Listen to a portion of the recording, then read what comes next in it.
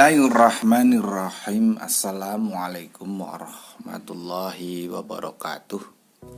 Kembali kita PJJ, pembelajaran jarak jauh PKKWU, yaitu tentang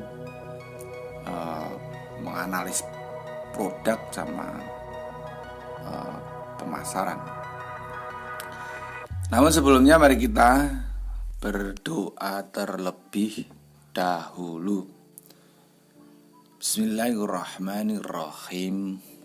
Raditu billahi rabbah wa bil islami dinah wa bil muhammadin nabiyya wa rasulah.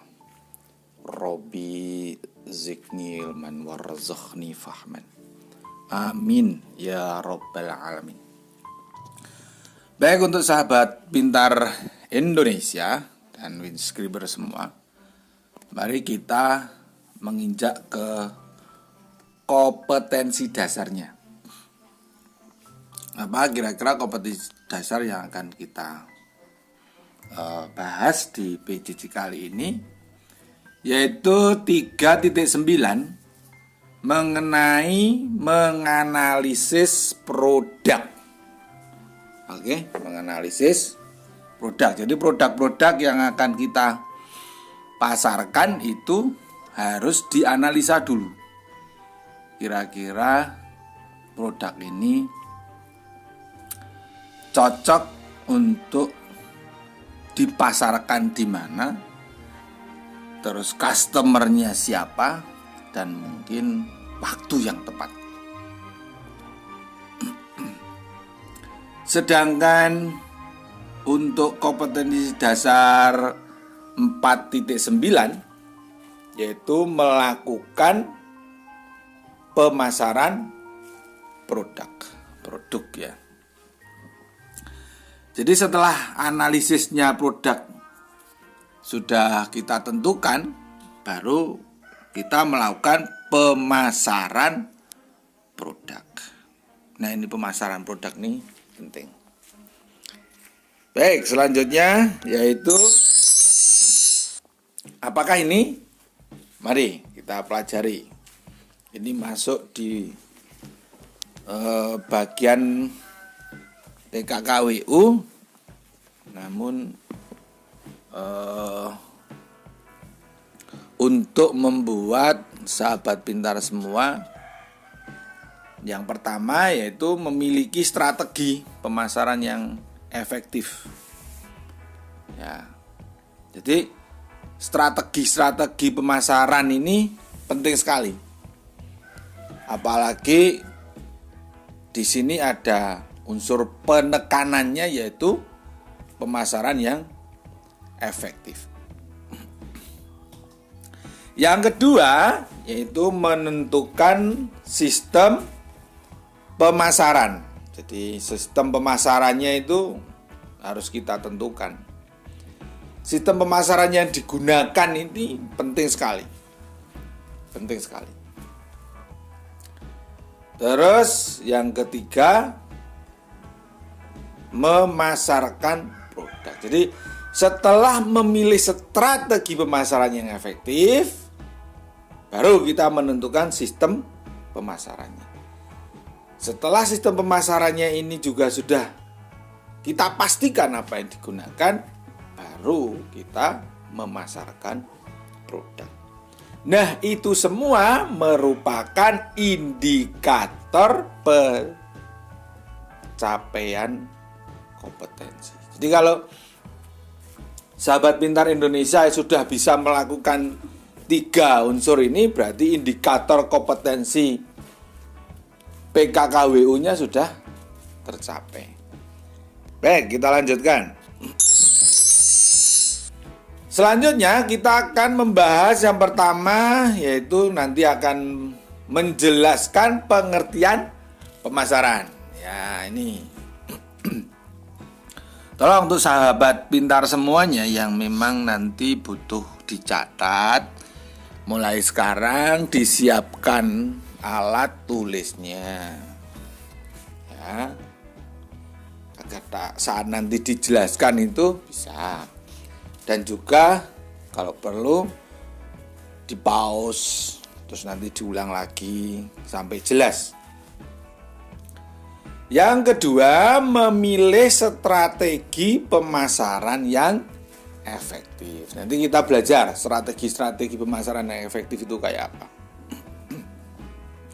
Yang ketiga, menentukan sistem pemasaran yang digunakan.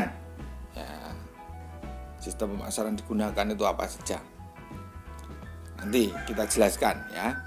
Nomor 4, memasarkan produk. Karena memang goalnya, akhirnya itu memasarkan produk. Nah, semua itu menjadi tujuan pembelajaran. Jadi kita belajar PJJ PKKWU kali ini punya tujuan pembelajaran. Ya, tujuan pembelajaran berapa? 4. Oke. Baik. Mari kita lanjutkan PJJ kali ini. Yang berikutnya yaitu pengertian pasar dan pemasaran. Baik. Pasar atau market adalah sebuah tempat bertemunya pembeli dan penjual. Oke. Guna melakukan transaksi ekonomi. Nah, transaksi ekonomi itu apa? Yang dimaksud transaksi ekonomi? Transaksi ekonomi yang dimaksud yaitu untuk menjual atau membeli suatu barang dan jasa. Nah ini ya, transaksi penjualan itu sekarang lebih ke online ya, atau sekarang ada jasa kirim, karena kita menjual dan membeli dan transaksinya lewat online. Nanti kalau kepingin mengerti tentang aplikasinya yang lagi dikembangkan oleh Pak Wingko, nanti bisa lihat di deskripsi, yaitu kalian bisa melakukan transaksi ekonomi, baik itu penjualan maupun pembelian, tapi lewat online, aplikasinya yang lagi dikembangkan oleh Pak Wingko. Nanti ada di deskripsi. Baik, yang berikutnya, apa yang dimaksud dengan pemasaran? Pemasaran adalah menyalurkan barang dagangan. Jadi nyalurke, mengirim, menyalurkan dari produsen. Produsen itu pembuat, yang gawe, yang buat, produsen. Ke konsumen. Konsumen itu siapa? Konsumen ya yang beli dong. Yang beli itu namanya konsumen. Terus yang buat namanya produsen. Nah, itu dipasarkan atau disalurkan. Nah, itu namanya pemasaran. Baik, berikutnya ada beberapa ciri pasar. Nah, ini silakan kalau mau dicatat boleh, atau cukup didengarkan dulu baru nanti dicatat, silakan. Ya, ada beberapa ciri pemasaran, antara lain yang pertama atau nomor 1, terdapat calon pembeli dan penjual. Iyalah, iya toh. Mosok pasar kok nggak ada pembeli dan penjual. Nah, ini termasuk nanti, karena memang zamannya ini lagi zaman online, zaman generasi Z itu. Ya nanti Pak Wingko mau bikin pasar. Pak Wingko bikin pasar tapi pasarnya online. Nanti lewat aplikasi Android. Anda bisa download di Play Store. Nah, tautannya nanti tak kasihkan di deskripsi. Tapi kalau pasarnya Pak Wingko harus ada promotornya. Promotornya siapa? Anda cukup ketik Wingko. Nanti kamu sahabat pintar bisa masuk ke pasar online. Yang kedua itu terdapat jasa atau barang yang hendak diperjualbelikan. Nah, nanti kalau sudah masuk ke pasar online-nya Pak Wingko yang ada di deskripsi itu, Anda boleh promosi apa saja, barang dan jasa gratis. Gratis pokoknya di situ. Ya, gratis. Anda bisa. Dan itu buat latihan, buat melatih sahabat pintar semua untuk apa? Transaksi penjualan. Ya. Jadi di situ nanti barang dan jasa sahabat pintar bisa dipromosikan secara gratis, tentunya dicantumkan kontak personnya kalau misalnya jual tas atau bahkan ada yang jasa audio, jadi khusus audio mobil. Nah, itu jasa kan, berarti masuk jasa. Terus di situ dicantumkan alamatnya, dicantumkan kontak personnya. Itu boleh gratis. Nah, nanti bisa gabung, ada tautannya di deskripsi. Baik, lanjut. Yang ketiga, terdapat proses permintaan serta penawaran. Oleh siapa? Oleh kedua belah pihak. Jadi nanti kalau sahabat pintar sudah masuk ke aplikasinya Pak Wingko ini, ya, dengan promotor Wingko itu, ya, nanti kalian bisa memberikan proses permintaan di situ, ya, permintaan. Kenapa? Karena misalnya yang sudah ada di aplikasi itu, ini misal aja, yaitu penawaran pulsa. Nah, pulsa apa aja di situ. Dan pulsa kalau sahabat pintar lihat mungkin ya nanti bisa dilihat itu lebih murah.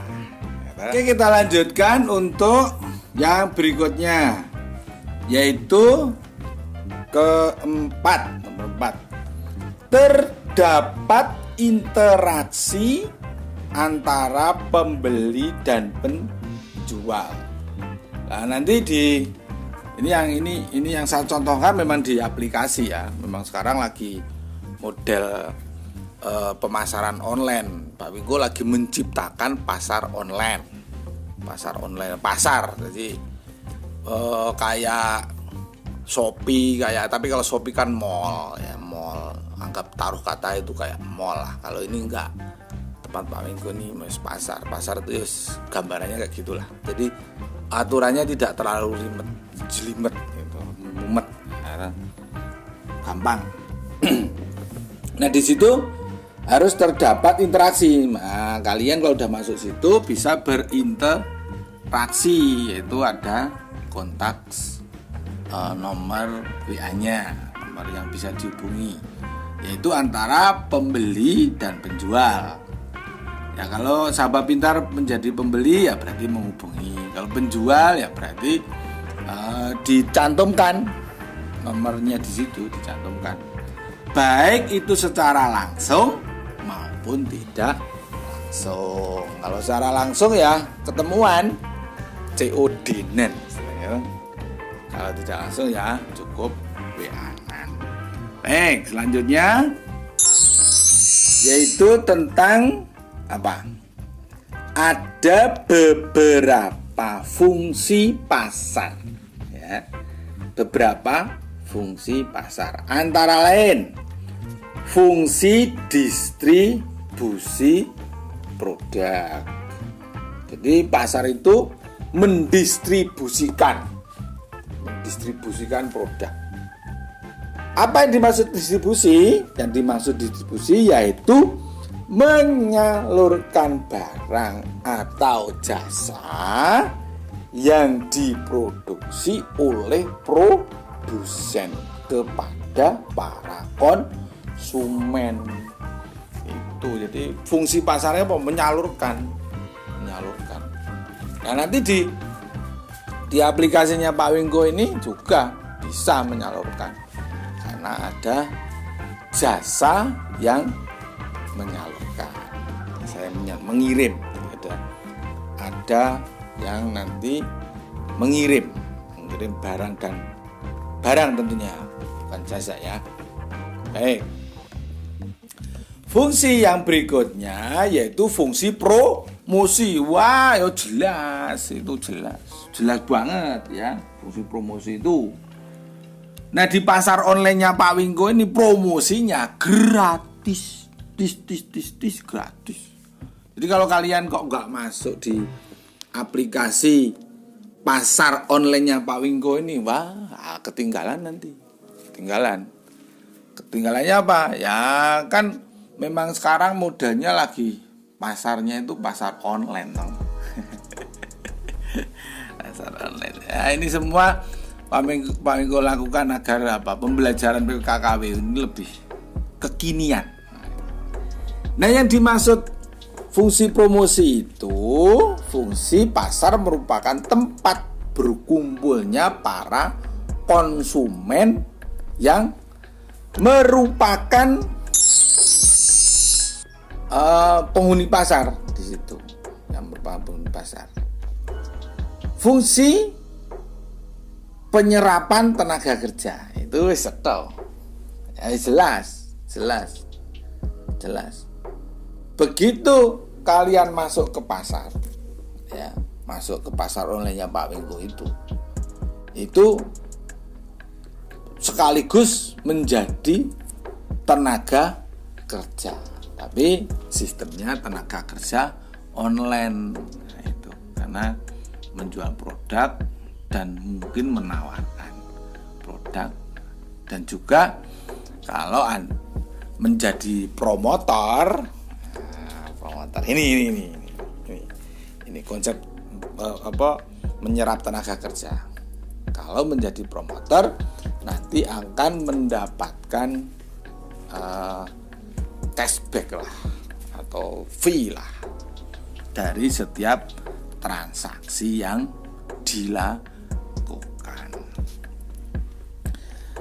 Selain terdapat para pedagang dan pembeli di pasar ini ya. Tentunya kalau Pak Wingko ya pasarnya pasar online sekarang. Itu yang nanti bisa kalian download di deskripsi ya.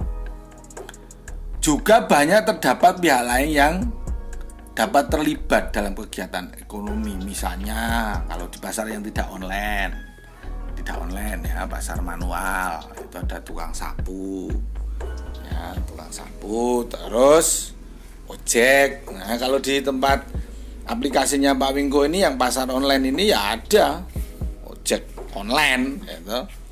Ojek online ya ada itu, ada ojek online, terus tukang parkir ya, tukang sampah dan lain sebagainya. Dan itu nanti mesti ada retribusi dari yang di pasar. Nah, kalau nanti di pasar online-nya Pak Wingko juga ada, tentunya ada ya untuk maintenance aplikasinya kan yo butuh toh, tapi tidak banyak. Terus ada tukang sampah dan lain sebagainya. Oleh karena itu pasar sebagai tempat penyerapan tenaga kerja. Nah, ini konsep penyerapan tenaga kerja ini kalian kalau menjadi promotor di pasar online-nya Pak Wingko juga sudah dimasukkan menjadi tenaga kerja. tenaga kerja apa? Yaitu mengajak, merekrut, yuk masuk ke pasar online-nya Pak Wingko. Nah, itu. Jadi nanti kalau di bawah kalian itu ada transaksi, ya, sahabat pintar akan mendapatkan cashback dari setiap transaksi di bawahnya. Nah, ini yang menarik, ya, menarik. Baik, yang berikutnya yaitu fungsi penetapan harga dan nilai. Nih, fungsi pasar itu sebagai tempat penetapan harga. Jadi apapun yang ada di pasar itu mesti sudah ditentukan harga-harganya dari barang maupun atau jasa yang diperjualbelikan. Kenapa? Karena akan terjadi interaksi tentunya antara